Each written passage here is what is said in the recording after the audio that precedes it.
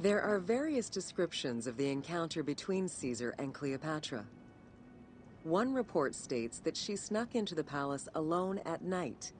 Another account claims she was accompanied by an ally and was brought inside the palace wrapped in a carpet bag. Though exactly what happened at this fateful meeting is up for debate, what is known is that Cleopatra met with Caesar and earned his approval. Pothinus and Ptolemy XIII were most vexed with this turn of events.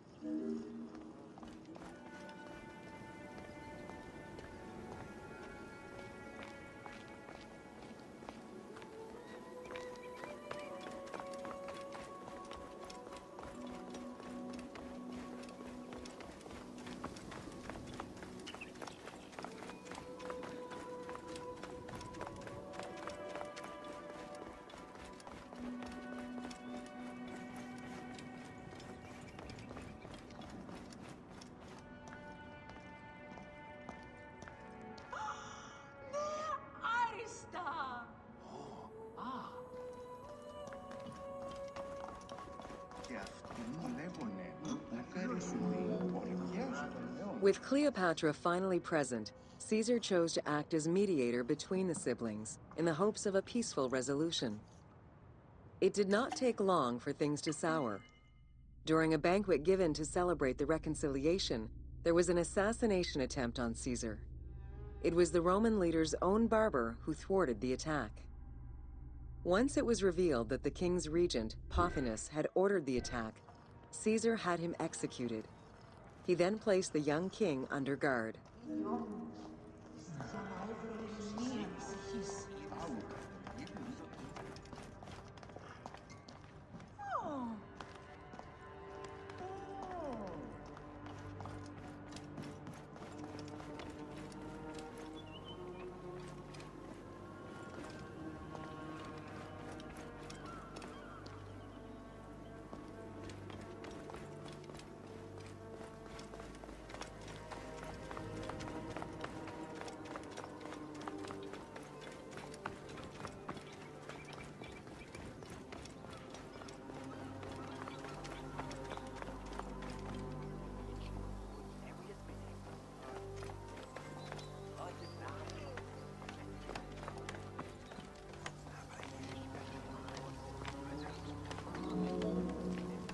Caught within the palace with roughly 4,000 troops, and with the knowledge that the arrival of enemy forces was imminent, Caesar sent for help from Syria, Rhodes, and Cilicia.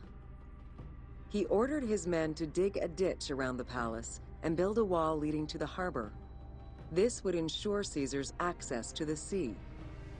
When Egyptian General Achilles arrived in the city with 20,000 men, the battle for Alexandria began.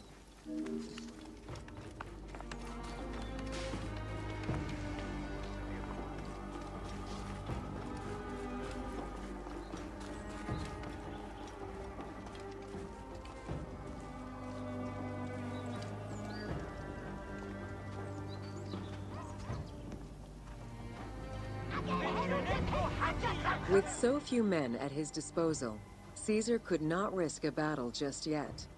He sent ambassadors to Achilles in the name of Ptolemy to propose a truce. Knowing that the orders did not come from the young king, and angered by the pharaoh's imprisonment, Achilles had the messengers assassinated. With Caesar confined within the palace, Achilles positioned his troops around the city. Skirmishes broke out throughout the streets of Alexandria and went on for several days and nights. Though they were outnumbered, Caesar's men were able to hold the enemy back. This prompted Achilles' next move: capture the Roman fleet stationed in the harbor.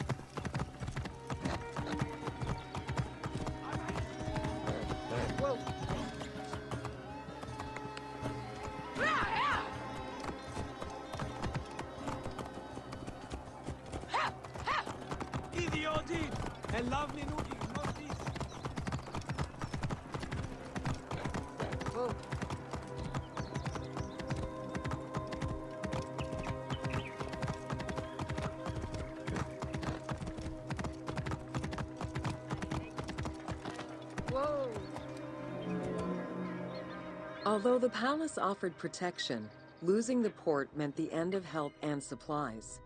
Caesar knew he had to protect the fleet. While he and his troops succeeded in regaining control of the port, he knew it would be impossible to sustain. Caesar ordered the burning of the ships. With passage back to the palace closed off, he headed for the lighthouse of Alexandria.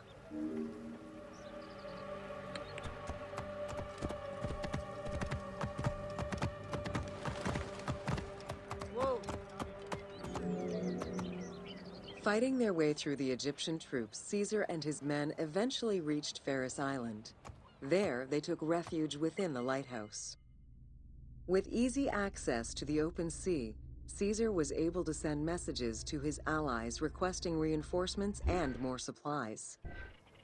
The island fort also allowed him to control. The exact chronology of events during the war in Alexandria remain imprecise. Conflicting accounts raise questions as to when, and even if, the Great Library of Alexandria was burned down at all. One account states that during the fighting, docks and warehouses were burned, and this was the fire that spread to the library.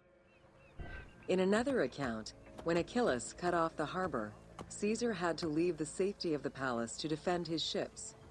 As the enemies battled across the port, their arsenals set ships ablaze, and this destruction spread to the library.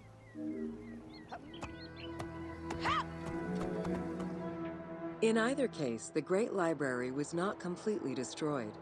Experts point out that its location was too far from the harbor, and much later texts refer to the Great Library as being intact. Warehouses near the harbor contained manuscript copies awaiting export, and it is more likely that these documents were destroyed than the Great Library itself.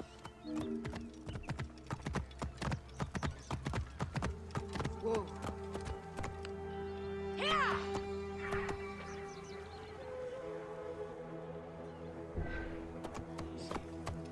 Whoa. The destruction of the Great Library may have been due to a number of fires over the ages. Its end was probably closer to the 4th century CE, when the Christian Emperor Theodosius I ordered the closure of all pagan temples. While some documents survived after being moved away, it remains unclear just what knowledge may have been lost.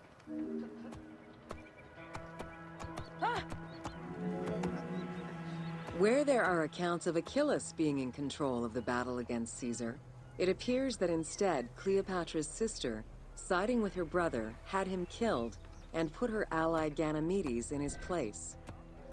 Ganymedes proved a valuable tactician for the Egyptian side. It was his idea to cut Caesar's access.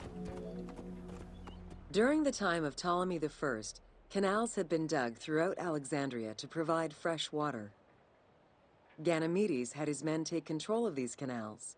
After isolating their own water supply, he had his men pour salt water into the canals and cisterns that led to Caesar's camp.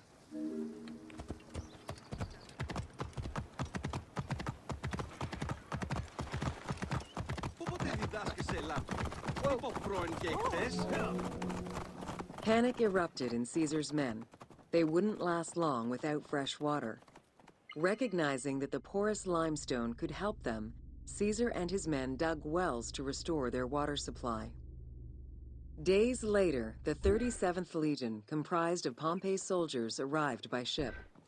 Unable to come ashore due to the winds, Caesar risked going out to meet them on the peninsula, Cape Chersonese. When the enemy learned Caesar's location, they rushed to intercept. Despite an obvious advantage for the Alexandrians, Caesar, with a Rhodian ship full of skillful sailors, emerged victorious.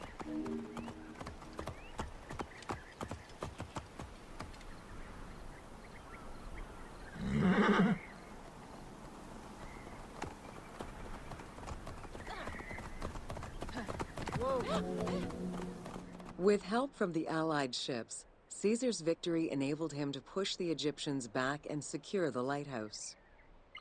Gaining control of Pharos Island sent the Alexandrians into the sea and swimming back to the city.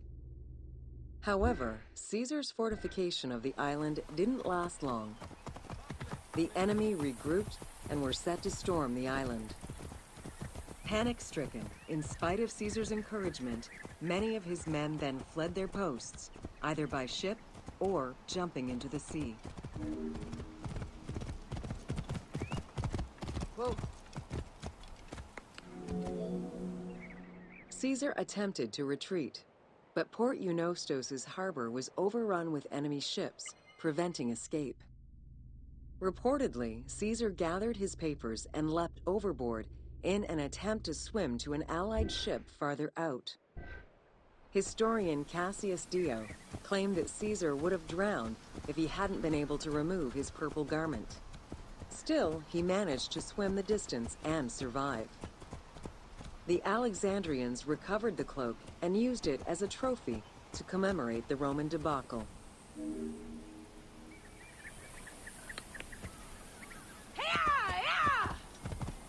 Whoa. Unhappy with Ganymedes and wanting their king restored, the Alexandrians approached Caesar with a compromise. Caesar agreed to release Ptolemy XIII after entreating him to spare the kingdom and remain loyal to Rome. Once freed, however, the king defied the agreement and continued the war. Whoa.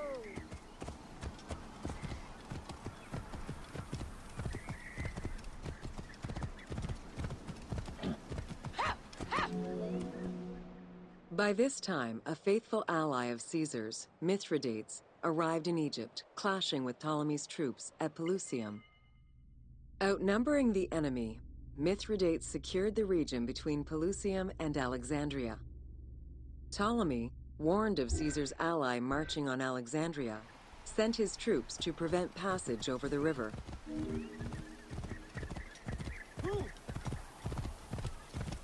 Whoa. Mithridates warned Caesar in time, and the two groups confronted the armies of Ptolemy in the Delta.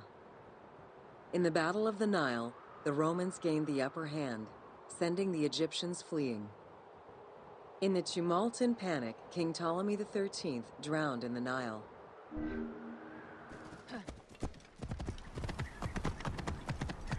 Whoa. After the siege ended, Cleopatra VII married her younger brother, Ptolemy XIV, enabling her to reign over Egypt until 30 BCE. Under her rule, Alexandria settled into its position within the Roman Empire and eventually surpassed Athens as one of the most important cities in the Roman Empire. Julius Caesar remained in Egypt for a short time. He and Cleopatra would later have a son named Caesarion.